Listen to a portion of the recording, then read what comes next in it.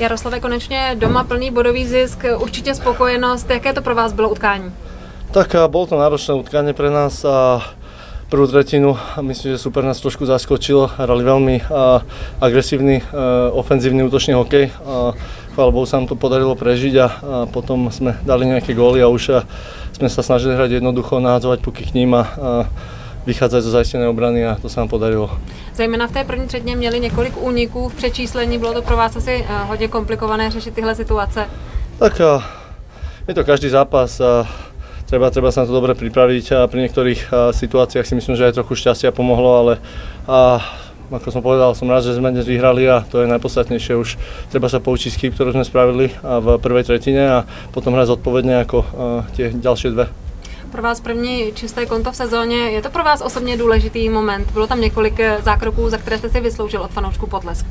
Tak ja sa snažím chytať každý zápas rovnako a niekedy padnú aj smolné góly, odrazené góly, takže ja som rád, že nám sa podarilo vyhrať na nulu a hlavne to pomôže, myslím si, že celému týmu.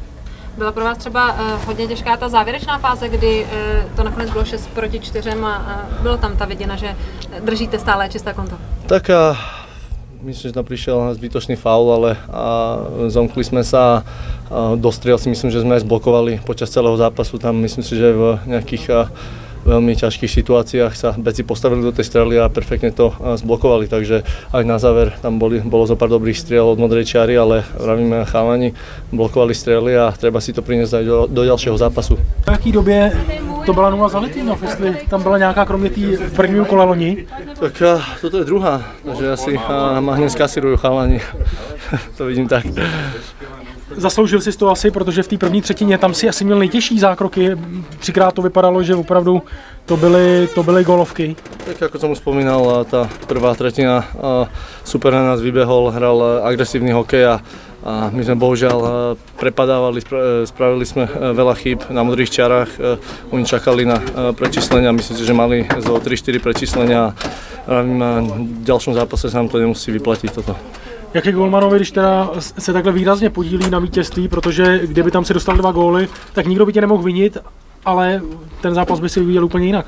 Tak neviem, je to, ako som povedal, možno aj trochu šťastia tam bolo, ale určite keby padli tie góly, tak by sa trochu inak chytalo, ale myslím si, že som rád, že sme to tam vzadu zvládli, tie 2 na 1, tie prečíslenia a potom v tej ďalšej tretine už sme si povedali, že už nemôžeme robiť toľko chýb a som rád, že sme hrali zodpovedne vzadu a bohužiaľ z tých chýb sa treba poučiť z tej prvej tretiny a som rád, že to bolo hneď v tej druhej, že sme začali hrať tak, ako sme si to predstavovali. 4. výhra v sezóne.